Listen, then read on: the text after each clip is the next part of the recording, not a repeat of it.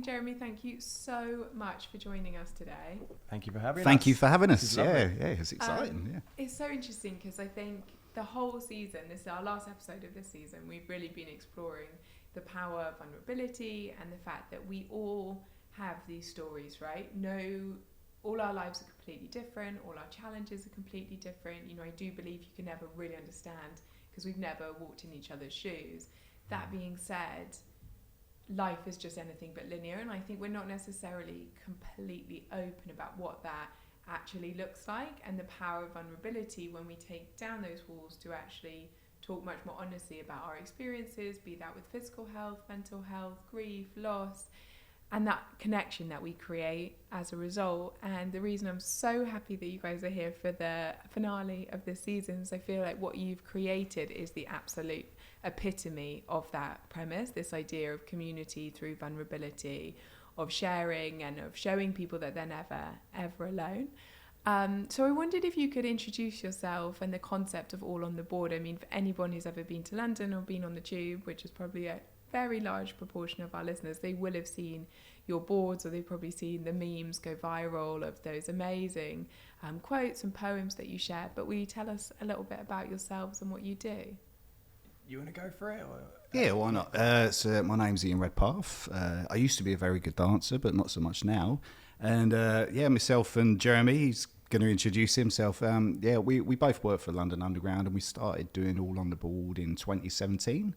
And I don't know, we've always been creative spirits, and, you know, we've got our own health and mental health conditions. And, it's just a distraction as to what we're going through. And then, it's just, we kind of, we want to get the message out there that people are not alone. However lonely they feel, if they are on their own, there are people going through similar things. And wouldn't it be amazing if we could get all the lonely feeling people in the world in a room together or in a virtual room and just say, look, you're not alone, let's get talking, you know? And it's like, you know, the London Underground, we always say it's one of the busiest places in the world, and yet it can feel like the loneliest place, you know? Like I was on the train today during the peak, and literally everyone is on their own journeys, and it's crazy to think that, like, we're all, like, you know, crammed together, and yet none of us are saying, like, hello to one another, you know? And it's, I guess, you know, that's what life is kind of like, but we want to, you know, get the message out there. You know, no one's ever alone, and, you know, we may be in, you know, different boats, but we do face similar storms, and,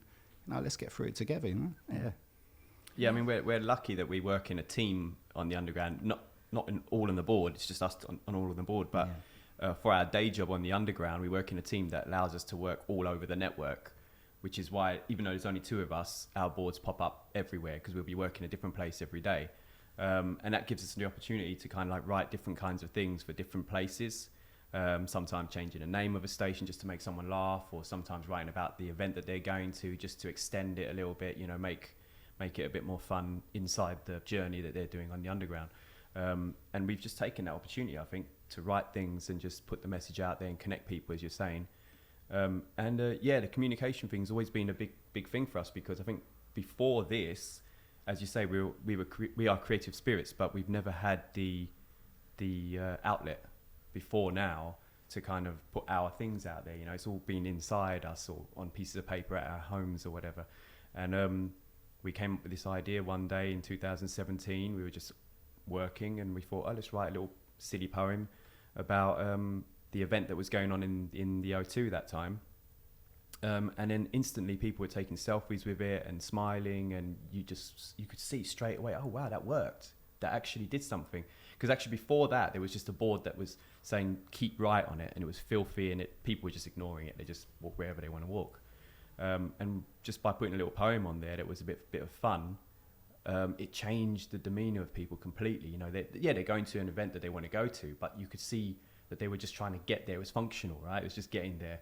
And then we broke into that and found a way to get into that headspace and break them out of it and say, oh, you're here now, everything's going to be good. And then it was a few months after that we kind of came up with the mental health stuff, writing about what we go through. And that stuff was a whole other thing. It kind of really exploded into this bigger, we can really change things now. We can actually make things better for a lot of people. There are people suffering all kinds of things out there, and they feel alone. And I think it was just just before we was writing going to start our second book, we were trying to think of like, how do we want to approach this? And we want it to be a companion, because that's what we're trying to do sometimes. We're trying to be a companion for people as they're coming through that space. And we said, what's our core things that we do on All on the Board? And we realized it was, as you say, make people realize they're not alone, to be kind to themselves and to be kind to each other. And like, I think the world would be a better place if we did all those three things all the time. Yeah, definitely. If we all realize we're not alone, which we're not, we're all in this room together, we're all in this world together, we're all going through different things. But if we're kind to ourselves and then kind to each other, there probably wouldn't be any war, there wouldn't be any, malice, there wouldn't be any trolling. It's such an important message, like, just learning to love yourself, It's just, you've got to love yourself, Because you're with yourself 24 hours a day. You should be your own best friend, really, So, yeah. But yeah, that's the gist of what we do. We just put our feelings out there, and they do resonate. They connect with people. I mean, who knows how long that will go on for, and who knows why it happens sometimes. Some of the things do connect in a really big way, and then other things that you think, oh yeah, that's going to be amazing, that's going to change someone's life, it does nothing, It's just the way social media works. Or sometimes the boards are amazing in the station, and people come over to us in tears and say, oh my God, you really saw me, thank you for writing that up. And then online there's nothing to it, and but we have said we don't really care about likes or follows. We just put it out there, we put it for that one person who's going to see it and let something out and get something out. That's what we do. And like, just some of the sort of direct messages that we've received from people, just saying like, your board popped up at the right time. I was about to do something silly, whatever that was going to be, and it just so we get them kind of messages. So if you do something that's liked by one person, that one person, it saved their life, then that's enough. And you know what, that is a huge thing, because we've both had, working on the underground, we've both had to deal with people in that moment where they're, going to do something crazy. I mean, I once spent 45 minutes with a lady who was going to, take her life in the station. And at the end of that, everything worked out. But you sometimes feel helpless on the job, because you've got 4 million people going through the underground, and there's only about 1,000 of us, and when you cut it down in a station, there'll be like 100,000 people go through, and there's only 2 of us in the station, and you feel helpless. So the board helps me a little bit in realizing, I've put a board out there, someone might see that and they won't need me, actually. They might see that in that moment, and I'm helping someone else somewhere else. It's just an extension of help. I agree, and I think it's interesting, those you could say small things to an extent, but how much they cut through, the chat in your head, and sometimes you're having a bad day and you see something, and it cuts through, doesn't it? And it makes you just stop for a second and reconsider and rethink, and that can be extraordinarily powerful. Before we sort of rewind and start to understand what inspired you to want to open up that vulnerability and share what you'd both been going through, I'd love to know, is there 1 or 2 boards or messages or poems that you've shared that have resonated the most? Do you know what? The first one that springs to mind is the board that we wrote about endometriosis. And it was just, because what it was, like my wife really gets bad periods, and we was looking into it, and it was like, no, this is more than sort of bad periods, symptoms. So we was like looking into it, and me and Jeremy was researching it, and we just came across this condition, endometriosis, that we had never heard about, and we was like, my God, people go through this, and it's like, we kind of like done a bit of research on it, wanted to put it on a board, and then we was thinking, why, despite looking like we're in our mid-20s, we're in our 40s and that, it's like, it seemed bonkers for 2 men in their 40s to write about endometriosis on a board, and I think that's one of my proudest moments. I love doing all the the concert boards and the fun boards, and like celebrities come down for selfies and stuff. But it's just that kind of did resonate with a lot of people, and that's always the one. That's always the one always comes to my mind. And purely because we do a lot of research when we're writing about conditions, unless it's something that we both go through ourselves. And obviously we don't go through endometriosis, we never heard of it before, and we had to do a lot of research, and it was a really tricky one, because you're looking at it, you're thinking, right, there is a lot of stuff to unpack and put on a board, But we do have to do a board. It's one of the most it's on the list of one of the most painful conditions on earth. And it's very common. And absolutely. Very few people know about it. I mean, if you say the word endometriosis to someone in the street, they're going to think you're talking about, some kind of plant or something like that, maybe, or some, osmosis or something like that. But they're not going to think that that's one of the most painful things around. So we had to do that, and it was really tricky. And then when we put it out and it got this massive response, I mean, it's been a universal response still to this day. Because some of the other boards you put out about conditions, you get this massive response of thank you and that's perfect. But then you get other people who challenge certain parts of it and say, oh, you got that wrong. And then we kind of look back at it and try and... But then it kind of gets people talking about the condition. That's the point, isn't it? It's all about breaking down those barriers, isn't it? And removing the stigmas, which is why, almost circling back to the beginning, I said I was so keen to talk to you guys about this, is exactly that, is that we go through so many things and we don't talk about them. And I think it's writing them down and sharing them with those 4 million people and everyone online every single day to highlight the fact that people are going through this and to be aware of it and conscious of it. And it's incredibly powerful. And I'm sure, as you're saying, it makes people feel very seen. Yeah, it's just kind of trying to make the invisible visible. Exactly. It's like we don't know what one another is going through. I remember telling someone that, I've got ulcerative colitis, and they're like, oh yeah, I get that. And they was kind of comparing it with their IBS sort of thing, or that they'd been out at curry the night before. Oh, I had what you had last night. And it's like, well, no, you didn't really. It's like, do you know what I mean? So it's just like, let's talk about our conditions, get them out there. It's like, you may be on a train and you may see some youngster, not getting up for an elderly person. And it's like, well, there could be a reason why they're not getting up. They could be having chronic fatigue, chronic pains. And, sometimes they get sort of dirty looks on the train. It's like, why are you not getting up for that person? But they may want to get up, but physically they can't get up. It's just I've had it before. People looking at me, and I've been going through like such chronic pain, chronic fatigue. I want to get up for someone, give them a seat, but I physically can't. It's just understanding one another and being more empathetic and stuff. It's absolutely as you said, the world needs a lot more of that. Do you know what I mean? We do try to make people laugh occasionally, but we're not very funny. You know what I mean? We look funny and we dance. Well, no, you're a good dancer actually. I've seen you dance, But well, funny story now, isn't it? We at one stage we were managed by a comedy manager.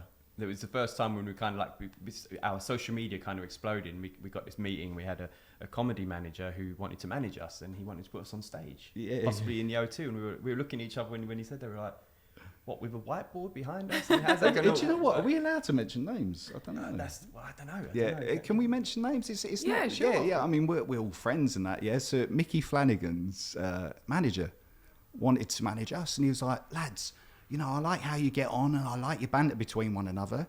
We get you up on stage, and and it's like, well, what, do you want us to take a board on stage and then write the punchline and then have the crowd wait for us while we write up the punchlines and that? So we just went along for the ride. You know what I mean? It was a bit of a laugh. It was like, because for a whole year, it was the whole year we were with him trying to figure things out. What can we do? This kind of stuff. But it was that was never going to work. But it was nice to go through the creative process of that kind of stuff, because that's what we've always been. We're creative. We just come up with stuff. That's how All on the Board happened. Actually, we were writing a TV sitcom at the time. On while we were standing there, and then we started. I don't know how we ended up with getting from that to talking about Craig David's songs, but I think it was just because the crowd were coming through. We were singing Craig David. That's what I mean. The Craig David crowd was coming through, and then we thought, what songs do we know of Craig David?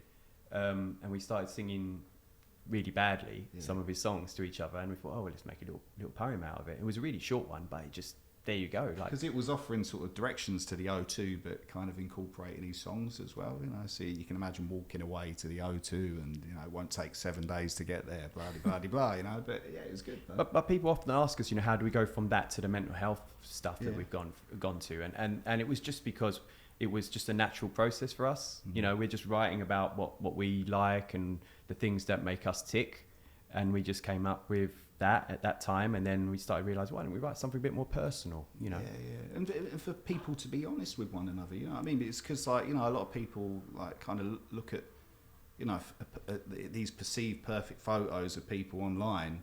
They're like, why can't I have that? But they're not seeing what's going on kind of behind the scenes and behind the lens and stuff. It's like everyone is going through their own sort of dramas and problems, and it's.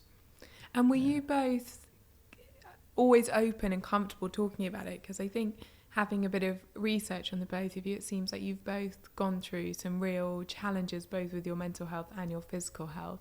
I'd love to understand a little bit more about how that informed this desire to kind of break open the conversations and share that vulnerability. But within that, I'm curious, did you always feel really comfortable talking about how you felt? I know my experience, like it took me so long to talk about my health and be open about it. Yeah, I was terrible at that. I went through my whole teens, like literally from the first few months of secondary school right through university. I was like a silent person, just kind of hovering around, and it was bad, really bad. And what prompted that? I mean, like, I probably already had bad self-esteem, I think, before I went to secondary school. But you're so young, you're just making it through, right? And then in secondary school, everyone probably recognises, you go to secondary school, and especially if it's one that's away from where you would have been locally, you're going to have no friends. You're going to have to, everything's completely brand new. And I went to secondary school and I had no friends, and I was really bad at making friends anyway. So I made one friend on the first day. It was a boy where we were in a queue for lunch, and then someone bumped into him. He dropped all his coins on the ground, and he started crying, and everyone was just like walking past him, and I decided to stop and help him, and we became friends. And for the next 3 months, we became inseparable. We were just like everything together. And it was really weird because I was this person that nobody liked, and I was like a social outcast, and he was probably the most popular person in school suddenly. And yet we were together all the time. And it was just, I think, a day before we were due back to go to school after the Christmas period. In the local newspaper, there was a report of a fire in a house, and he had sadly died. And I only got note of it from that newspaper report when I was at another friend's house, and my friend's mum had told me. And I remember I still remember that moment. She told me, and I just kind of like did this thing where I kind of pretended like, I don't know what's kind of going on. I don't know if that's real or whatever. And I went to the bathroom, locked the door, and I just like completely just went, like tears and everything like that, but silently. And I think that was where things happened with the silence, because I cried really heavily, but they had no idea that I was doing that. Cleared my face with the water from the sink, and I walked out, and then never talked about it. And then when I went to school, the first thing that happened was, of course, everyone knew that we were inseparable, and all the other kids, as they do, they would come around you at the dinner table, like asking, "Oh, well, how did this happen?" and so on and so forth. Or, "Did you cry?" Someone said, "Did you cry?" And I actually said no. And I remember that sticking with me, and throughout my school years thinking, "Oh, why did I say no?" I felt really bad about that. And I think that just affected me really deeply. It was, I guess it was childhood trauma to a certain extent, right? And everything just became really internalized because it was a defense thing for me. So I just went through my whole teen years like that. And I then developed an eating disorder. So I don't know what it's called now, actually. I haven't looked up what it's called now, but at the time I think it was called EDNOS, which is like eating disorder with no obvious symptom, where it's not, bulimia, anorexia, or anything like that. It's just different. It's just you have an eating disorder, clearly have an eating disorder, but you don't have a diagnosis that's really quite direct. And I went through my whole teens, and I was extremely undernourished, basically, by the time I left school. And I'm lucky to be here, to be quite honest with you. And it wasn't until I got into my early 20s where I had this moment, just this weird moment of clarity, where I woke up one day and there was this sunlight coming through, and I just realized I'm going to die, basically. I just heard these words in my head, and it was really clear. I mean, I'm sure everyone's kind of had this day where you just like, everything feels really, really ridiculously clear. You can feel the air, you can feel the dust, everything like that. It was like that. It was just for that day. But it was enough to kind of kick me into gear, realizing that. And from then I started to try and kind of find a way back. But I still probably, I would say I didn't get into talking about my issues until probably like 30 even. I mean, you know, so we're talking from the age of 12 until 30. I was really bad at talking. I would never be sitting here talking like this, or writing things on the board, or putting things out in podcasts or interviews or books or anything like that back then. No way. Even going back, you know, 10 years ago when I first came on the underground, certainly probably wouldn't be talking like I am now. So all on the board has really helped me to do that, to kind of come out more and be able to do this. I still have social anxiety. I still, you know, I can still feel those little shakes that you get inside you that no one can see, the sweaty palms and all that kind of stuff. But one of the reasons why I do things like this is because I want people to realize that, you know, how much of my life was, you know, so difficult purely from not talking about the things. I mean, like, I'm really good at defending, you know, myself from certain situations, but then you don't experience so many things because of that. So it's such a powerful example, as you said, of the fact that we keep so much inside of us, and you can be interacting with people all day. You might just walk past them, but it might be someone you bump into in a coffee shop, or a colleague, or someone you're sitting next to on the underground or on the bus or on a plane, or just in your life, and you have absolutely no idea exactly that. They might have, you know, 10, 20 years of kind of trauma that they don't want to talk about. And I wondered, when you started opening up and you started writing on the boards, did you suddenly feel almost this like release, this pressure off, that you felt other people were then opening up to you and saying, I've been through this, or maybe it's something similar or something kind of very different but equally challenging, and you realise, wait a second, I'm completely normal, because it's completely normal to have these fluctuations? yeah, you know what, it was because, as I say, it was such a long period of my life, it became ingrained as a characteristic. So when we started doing those boards, and as you say, people were opening up themselves and sharing it and commenting and so on, I guess I was gaining strength from those, as you say, but it was a very slow process, because we were still wearing masks for the first 3 years. We were anonymous for the first 3 years. So it's like you're kind of coming out, but not really with all this stuff. You're still behind a mask. It was probably like, when we took the masks off, that was really hard, because it kind of then goes back. You know, you're there completely bearing your soul. Yeah, it's now. Yeah, actually, I'm the one who's been saying some things. You know, you're the one who's been saying some things, and we end up going through an imposter syndrome period as well, where we're kind of like, what do people really expect us to be? Did they expect us to be who we are? And not knowing that fills your head with all kinds of silliness. It's like, you're never going to know that, and everyone's going to think differently about you, and it doesn't even matter, because, as Ian said, we've only ever cared about the words we're putting out, not about who we are, in terms of that. And even though we're gaining from it, we gain strength from it, and it does help me to, you know, speak out. We never made it about that, and so that was it's ups and downs, you know. But then life is, right, you know, your mental health struggles don't just go because you had a realization. You're going to have things that change, because it's just the organic nature of the way chemicals work in your brain and the way the world is. You know, this is a different room, but we're talking about the same stuff, and yet I'm realizing certain things right now that I didn't realize before, or I might forget something today that I'll remember tomorrow.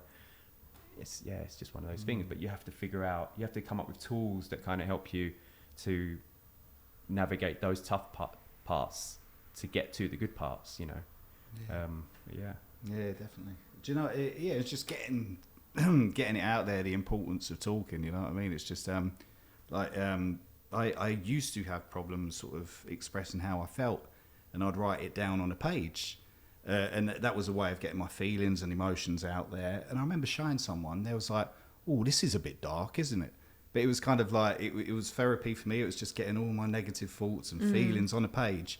And like, I've still got them in my wardrobe, and it kind of like, it's evidence to me that, you know, I survived that moment, you know, and that's what I was going through in that. And I think as time has gone on, you know, I've realised that talking about your problems and, you know, again, getting it off your chest, you know, don't suffer in silence. It does make you feel better, you know what I mean? It's just, you know, the more we talk, you know, the better we feel, you know, just to lighten the load, you know. You haven't got to carry the weight of the world on your back, you know, you can share it out with others, you know.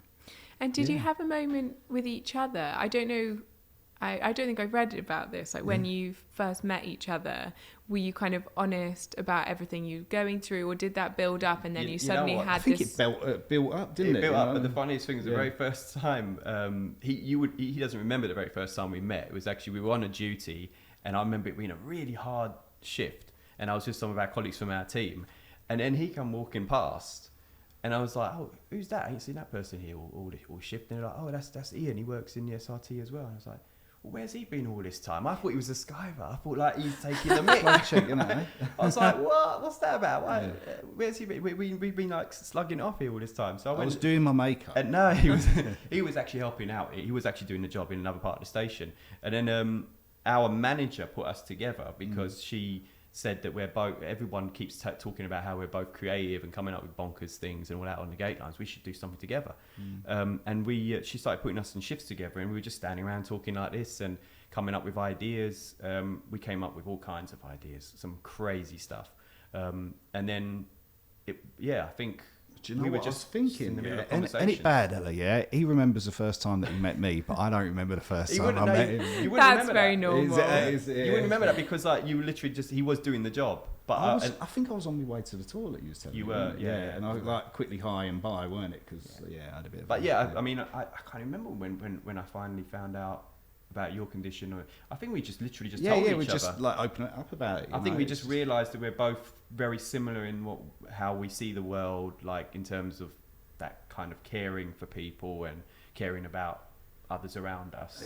And it just became really easy to kind of say, oh, that person's a caring. You know, you just get that aura around people. And you felt comfortable to share your stories. And this is what gets me. It's like, why should it take bravery to ask for help? Why should you be brave in coming out about who you are? You know what I mean? We should talk about it like we chat about the weather. You know, how does it affect anyone else? You know, it's kind of, we want to like smash stigmas and break taboos and stuff, and just Generally, that's what we do now. We get customers who come up to us on the underground all the time asking us questions, obviously like the directions for here, directions for there, but sometimes they come over to you and you think that's what they're going to ask, and they say, oh, you do the boards, don't you? And it's like, oh yeah, we do. And then that you can see the nervousness, and it's like, just pretend you're asking us for directions, it'll work out, you'll be able to say what you want to say, because that's who we are now. We just we just want people to be able to come up to us and say whatever, give us a hug if you want to give us a hug, give us a high five, or just wave from a distance if that's easier for you, whatever, but don't feel like you can't But do you know what? It's brilliant when people, like, we may get recognised once a shift, maybe twice or 3 times, but when they come over to you and say, oh, could I get a selfie with you? We're always up for selfies and hugs, you know what I mean? It's a good feeling, isn't it, It's good. It'd be nice if that became like a community thing, like if people were able to just do that. But, it is difficult. You can understand why it is. It's very different scenarios, right? You can't just go and hug up anyone. You can't just go and do that with anyone. You can't open up to absolutely everyone. But but unfortunately that translates a lot to people in their own groups where they're not doing that with the people that they know that they can. They just don't feel that they can. It is important, because I think in my case with my eating disorder, the thing with eating disorders is you become really good at hiding the fact that you have an eating disorder, even though you don't know you have an eating disorder. Because I was still a child and a teenager, but you don't know that you've got a disorder. You just think this is what you are. And I was wearing like clothes that would just be baggy, and no one could see how I was, and so on. So it was destroying communication. It was like blocking communication, and I'm incredibly good at that, and I'm constantly fighting that part of me, saying that's not helping you. That's not helping you at all. Start talking more. Say more. I don't think I've ever actually talked this much about that period actually until just now, thinking about it. We've written about eating disorders, and I have mentioned it in the books, but not to this depth, and there's so much. It's ridiculous. It's a long period of life, and it affects so many things. Those are informative years, going through all of that. I mean, when I went to university, actually, I wasn't someone who lived in halls, so I didn't have a community. I would actually just drive from home to university and home like that. So it, again, gave me the opportunity just not to talk to anyone. You go to lectures, you sit there, you don't say a word. In the seminars, the teacher points at you and you say the most simple answer, so you don't have to say anything more, and then the attention goes to someone else. You just find these ways of not talking. And I think there's a lot of people out there now more than ever because of social media. They can say things on social media but not in real life, and they feel like that's them talking, but it's not really, you know, because it's too controlled. You know, you've got to be willing to just open up and let things flow. And do you feel a sense of freedom in a way now that you can speak so openly about it? This is a really weird sensation right now, talking like this, because it's as I say, it's a ridiculous amount of stuff, and you can't write that on a board. You can't write that even. I mean, you could write it in a book, but it would have to be a really big book, you know. And talking is so much more, because all those little pauses in what I'm saying, you know, all those little intricacies in the things I'm saying, you can't translate that any other way than just talking.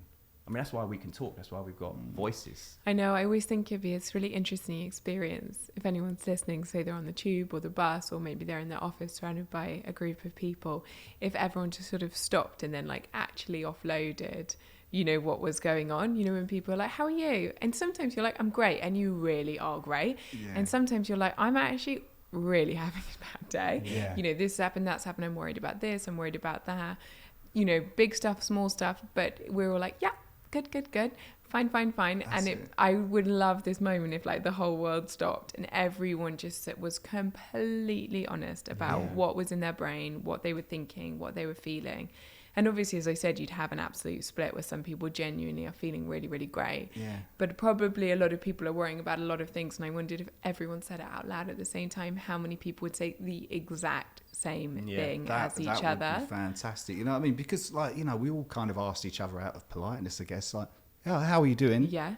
And then not to be a burden or waste the other person's time. Oh, yeah, I'm okay. Yeah. It's like, if you ask, are you really okay? Like a second time, you know, they might genuinely say, yeah, no, I'm fine. But it's just, to be open and honest. And that'd be brilliant. I think it'd be like, there'd be poetry in the echo. As you say, everyone would be saying a lot, not everyone, but there would be a lot of people saying the same thing, and there would be a sense of harmony in that moment. And it's almost, you know, as you were just saying, Jeremy, it's like what you were going through with your eating disorder created this extreme sense of loneliness, but it's a loneliness that can be fostered by lots of other challenges, you know, be it physical illness, mental illness, grief, but probably feeling very similar feelings of trying to make yourself invisible and not a burden, or feeling like you don't fit in. And again, it's just those sensations being so universal. And Ian, I was wondering what your experiences were like, kind of getting to this point, and this point of saying, I want to break down the barriers, I want to share.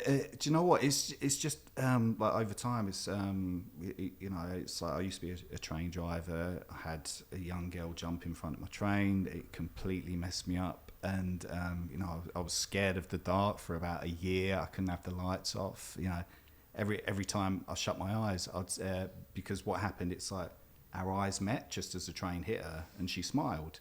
So I was kind of left with that image, and it's and it just messed me up big time. Subsequently, recently, last year, the girl got in touch with us. I mean, this is like over 10 years later. I was under the impression that the girl had died, so I was carrying that kind of, you know, it was like you go through all the emotions. You're glad that you survived that situation. You feel guilt. You think of her family. You think of what she could have been. Could I have done anything more? And then to have the girl send us an email 10 years later, and Jeremy said to me, do not read the email, you know, it's just gonna, you know, but I've kind of you know, I've forgiven her, and I'm glad that she's alive, and you know, and I'm glad for her family, but it's something that I can never forget, you know what I mean? I remember having counselling at the time just after it happened, and you know, the counsellor said, you know, if she was here and she was in the room with you, what would you do? And I said, I honestly couldn't tell you whether I'd hug her or want to hit her. You know, my head was in that place. You know, it's just, just so messed up. But over time with counselling, you realise the importance of talking. You know, I was kind of trying to protect my own family by saying, yeah, I'm okay, but just by bottling it up inside and just, I was really beating myself up. It's like, you know, why am I protecting my family? They're people that I love that would do anything for me. And I can, you know, talk to them, and they're there to help me. You know, unfortunately, some people haven't got those people in their lives, but you know, there are people out there that will listen. There are organisations, you know. That's kind of what me and Jeremy want to do, use social media for good. We see people sharing sort of comments and sort of making friends with one another, you know, over certain like boards that we put on about mental health. And it's like, just to see that connection, it's like, oh wow, you know, I thought I was the only person going through this, you know.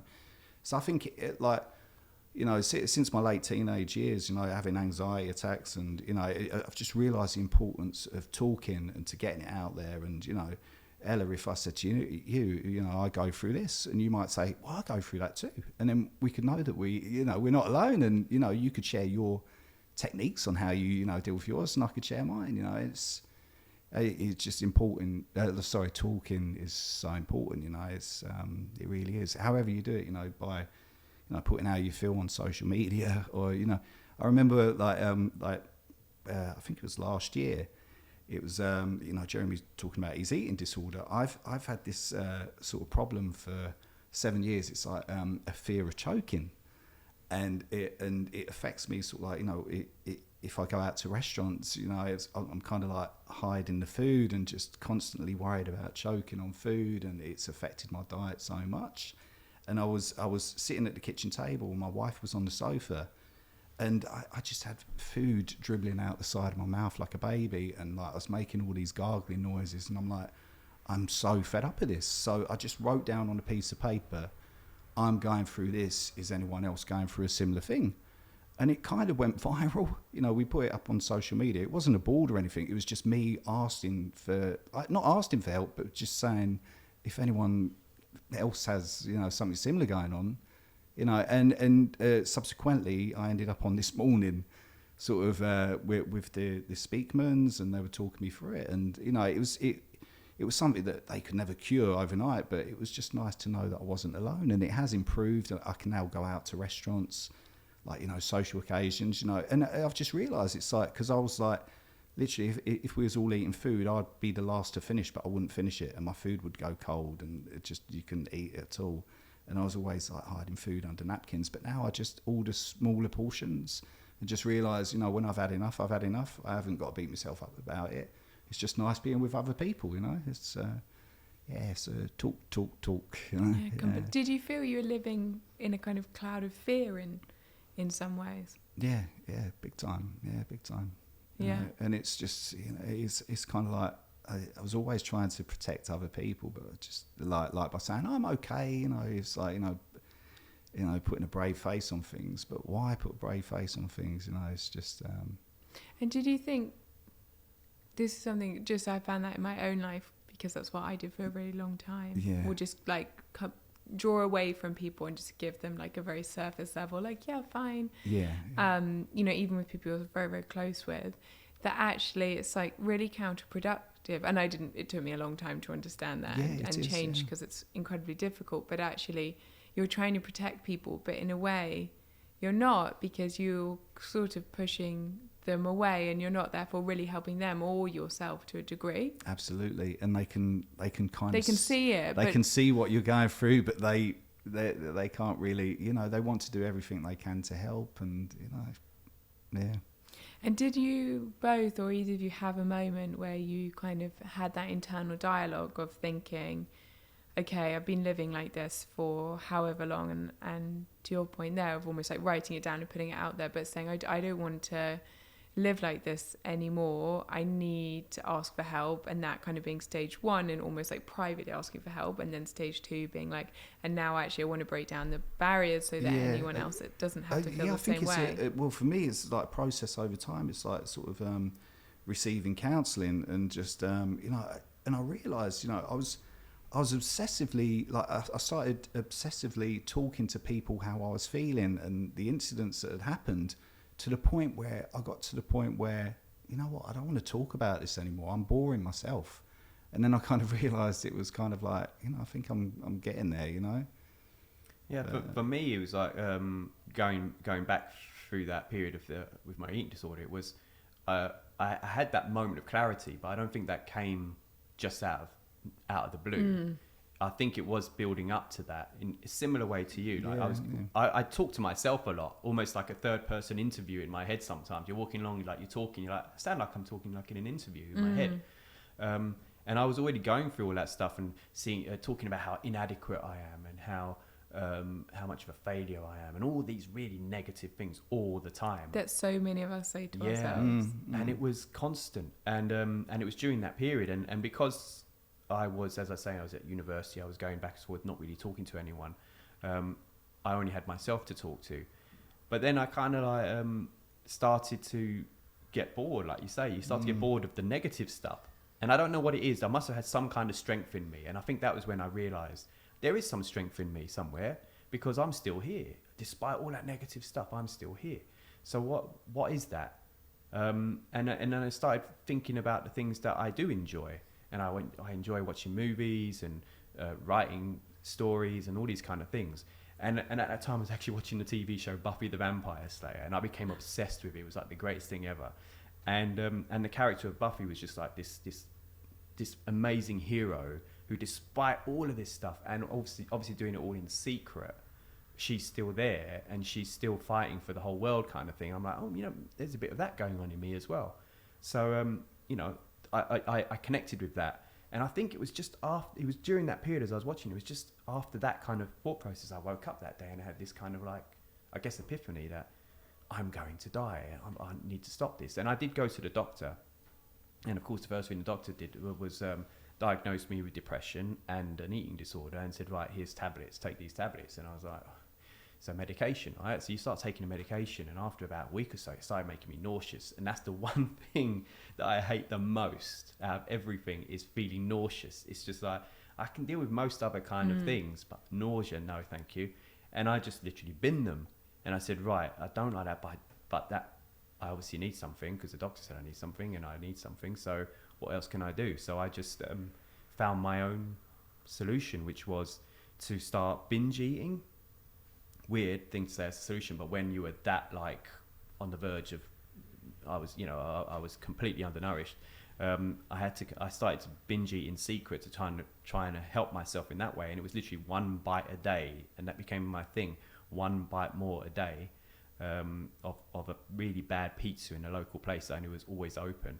So I'd go there after work, binge on this pizza by just having one extra bite a day, and I started gaining weight basically. And then I started doing other things like exercise. I was like, okay, let me try some exercise. And I think that was when I realized I'm actually stronger than physically as well than I realized I was, because I'm able to do some of these exercises I thought would just kill me. So I started doing that as well. And I went through this period where actually my health got really, really good. I was like, wow. And people started noticing it, and their demeanor towards me was completely different. Like, they weren't so abusive to me, like random comments and things like that didn't happen anymore. And yeah, that starts to have effect as well. But yeah. Are there tools that you do now, or kind of things that, like, maybe just reminders for yourself, or practical things mostly, that you come back to? It is mostly reminders, I think, in the head, and obviously what we do with All on the Board. Because when we're feeling that inadequacy or whatever, we just write about it now. And we're lucky that we've got that output, we've got that space to do that, and other people don't have that. But then people do have that, because social media, you can do it anyway, or people around you can talk to. I've got 2 kids, everything I do is for my family now, so I'm always visualizing them in my head, what can I pass on to them from my lessons, because they might go through similar things. My parents didn't know what I was going through, so how can I know what they're going to go through, or how can I give them the tools to tell me what they're going through, and these kind of things. It's it's nice just dropping little reminders out there to people. It's like, it's like, you're not weak, you're tired from being strong. You know what I mean? It's just like intrusive thoughts. It's like, oh, the voice in my head. Well, no, actually, you've got control over that voice in the head. You can tell it to shut up whenever you want. It takes time, but you can learn to find space, can't you, between yourself and that voice? Yeah. I mean, for a while, it's just like, again, we work on the underground, and like sometimes, and it did scare me quite a bit. It's like I'd be walking along a platform, and because of what had happened to me, it's like, I'd get this voice going, you had someone jump in front of your train. Why don't you do it? And I'm like, whoa, like, hold on, where did that come from? You know what I mean? It's just, and then, over time you realise, no, hold on, it's like, I can control this. I can tell it to shut up. If you're not going to get on with me or entertain me or like help me out, then, just you don't. Go away. Yeah, go away. Yeah, basically. It's just realising that, it's like perfection doesn't exist, and it's like you're not alone. And, we all have, our imperfections are just differences that should be celebrated. It's. And Ian, am I right in saying that gratitude's one of the things that you come back to a lot as well? Yeah. Basically, just grateful, like to, celebrate every little achievement like a glorious win. You know what I mean? It really is. Just getting out of bed on some days, it's like, I got out of bed. It's like, I won't give myself a medal for it, or but it's just like, yeah, you done all right. But life's the medal, isn't it? Yeah, like, you're still here, enjoying it. I'm genuinely like that period of my life. I shouldn't be here, considering how things were going. But the fact I am here is just like, oh, I'm still here. This is amazing. As long as I've got, we've all got a limited amount of time, and unfortunately these kind of things end up wasting so much of it, and then you're kind of like trying to catch up, but that becomes itself a negative thing, because you're like trying to grab everything you can. It exhausts you again. So you've got to just like accept. Sometimes you have amazing things happening. Some days you're just too tired, but you're still here. And as long as you're here, keep going and enjoy as much as you can. Everything from a cup of tea to just being out in what's not raining, or when it is raining, just enjoy the rain. Whatever it is, just try and find some enjoyment in it. And when you can't enjoy it, just accept tomorrow's going to be better. You've got through really bad days before. There's going to be bad days in the future. There's going to be good days in the future. And yeah, the gratitude is like, actually with what we're doing now. I mean, here we are. It wasn't until we're almost 40 that all on the board happened. So every little thing, like meeting you, like doing this kind of thing, all these kind of things that we're doing, is just like amazing to us. It's like blowing our minds every single time we do this kind of stuff. It's like, how comes we're doing this? Well, we're here because we got through that stuff and we never gave up. So if we can be here at this kind of, age, having any kind of success, if you want to look at this as success, then everybody should just be willing to keep going. And, you never know what might happen. You might come up with something amazing and do something amazing. And just what we do come across a lot of people that have like anxiety attacks on the tubes, because they're crowded, they're hot, and and it's just to like, if you have an anxiety attack, write down how you're feeling, and next time you have one, it's evidence to you that you got through it. You know what I mean? It's just It must be really humbling and kind of fascinating at the same time, watching everyone on their journeys every day. It's this like, I always think it's interesting on the tube or any kind of crowded space like that to watch people go about their days. And I guess I've become so interested and attuned to how people seem to be feeling and how they're interacting with one another, that I've just become fascinated by watching it. But you can really see people who are struggling or feeling down, but the way that it is quite invisible. I'll never forget, I had this tube journey. I was at work in by Liverpool Street, which is in East London, and my mother-in-law had been very, very ill for a year, and when we knew we were reaching kind of towards the end, but obviously things turned really, really quickly, and I was literally about to walk on stage to do a talk. I'd had the microphone on. I just had one of those weird feelings to check my phone, and so I did, and I had 3 missed calls from my husband. So I obviously called him back, and his mum had she just, something had turned, and it was really clear that actually we'd gone from thinking we had months to thinking we might have hours or max a couple of days. So I literally just walked out. I didn't even tell anyone I was leaving, and there was this whole crowd of people, and I literally just walked out.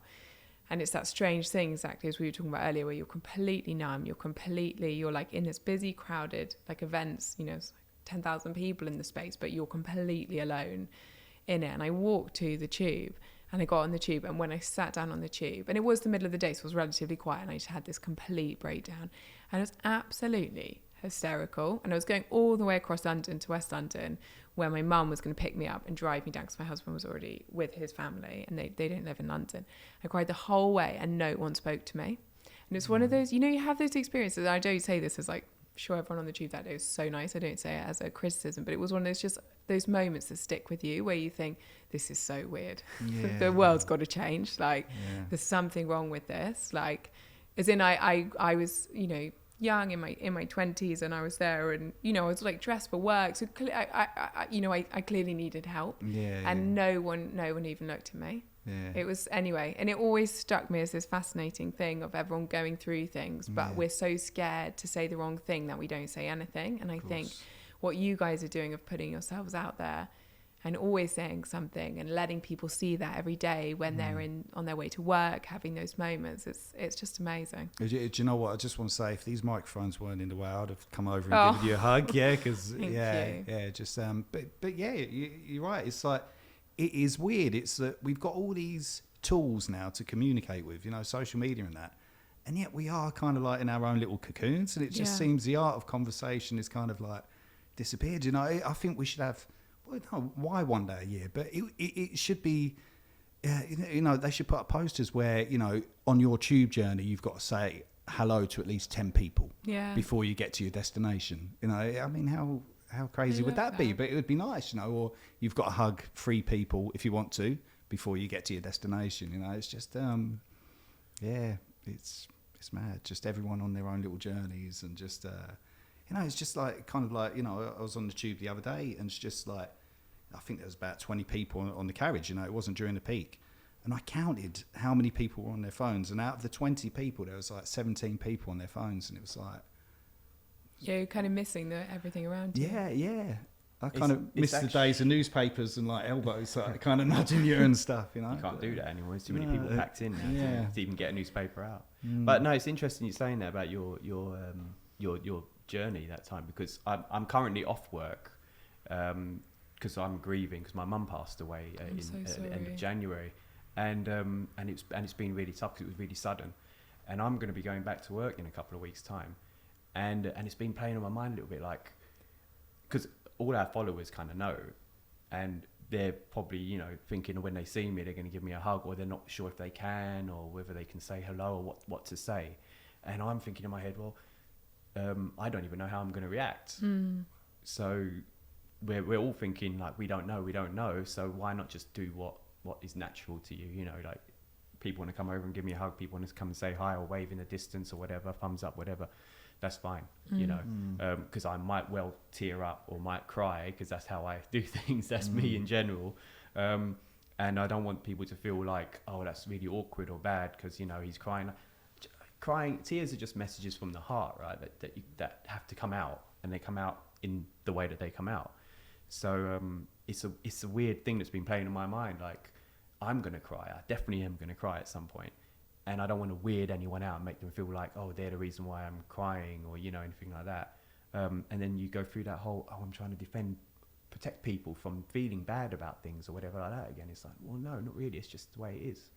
It's just a part of life, isn't it? And it's so interesting how scared we are of saying something because we're scared of saying the wrong thing. And I remember, you know, talking to my husband about it afterwards, and it's, you know, he felt, you know, and I'm not sure if this is how your experience all, but like, so lonely because people often don't say anything because they're scared that if they say something, they'll upset you or they'll say the wrong thing.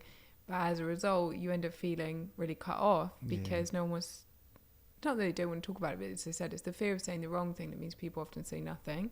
And it's a really interesting one, again, just about breaking down the barriers. And I think the more we talk about all of our experiences in our life, the more comfortable everyone is to say, okay, you know what, it's okay to talk about it, it's okay to have whatever emotional response to it, and as a result we all feel infinitely more connected and compassionate to each other. You know what, I think because of that period of me being completely isolating myself to so many people and everything around me and society in general, it has given me this kind of particular ability to spot that in people who I have no idea who they are.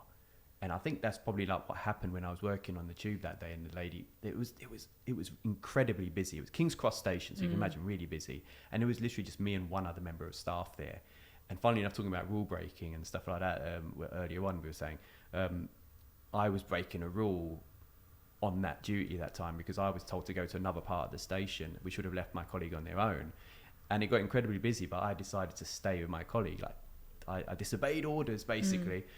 Stayed with them, and then this lady came through the crowd, and it was just like this crazy thing where it was almost like a light spotlight on that one person in this crowd that I saw.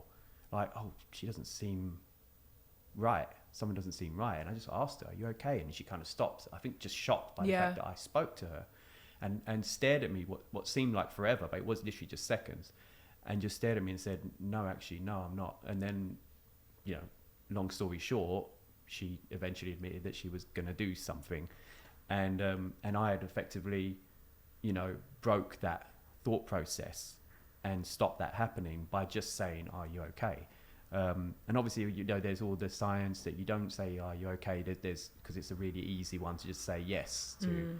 But if you see, you can, there are other ways you can say things and keep talking to people and find out you can ask them a second time or a third time, or find another way to ask them an open question. But if you don't even say anything, that moment is gone, and then that, you don't know what's going to happen then. So like you say, we're scared to say the wrong thing, but saying something is so important. Even for moments like that, it's so important just to say something, whatever it might be. Did you ever stay in touch with her? No, it's kind of like what happened with you, wasn't it? Like you don't get the information. You know, once it's out of your hands and it's now in the police hands or whoever, you never hear anything again. So you don't know, did you have a real impact over it? But if you've given that person one more day, the other people can come involved and fix things or help things or whatever. But yeah, it was like 45 minutes. She wouldn't let go of my arm. Like the police came and there was a psychologist and all this and that. And she wouldn't let me go. She'd become attached to what I was saying as the person that she trusted in that moment. And I think I'd probably be the same as well. I think anyone would be. You realise that, this person has kind of done something for you, and you don't know the other people around you, and you're in that space that's such a bad place that some people end up in. It was what it was. But, I hold on to the hope that things worked out for her, And that was the first time I had another lady, I think about 4 or 5 months later at the same station as well, but this time on an actual platform where I intervened as well. And we've both done that. We've both, we've both intervened with people in all kinds of situations, panic attacks. How many times we've done events where someone's having a panic attack and they don't know what to do, and they've never had one before. They think they're having a heart attack, and you just kind of get them through it, as part of the job. Yeah. And it feels incredibly good when you help someone like that. That's one of the best parts of our job, I think, on the underground, separate of all on the board. It's one of the best parts of our job is those moments, because you actually feel like you're making a difference. And I think we've always wanted to make a difference. I mean, I certainly I have. You in this life. Are. Yeah, now we're in a position where we are making a difference in an extended manner. So.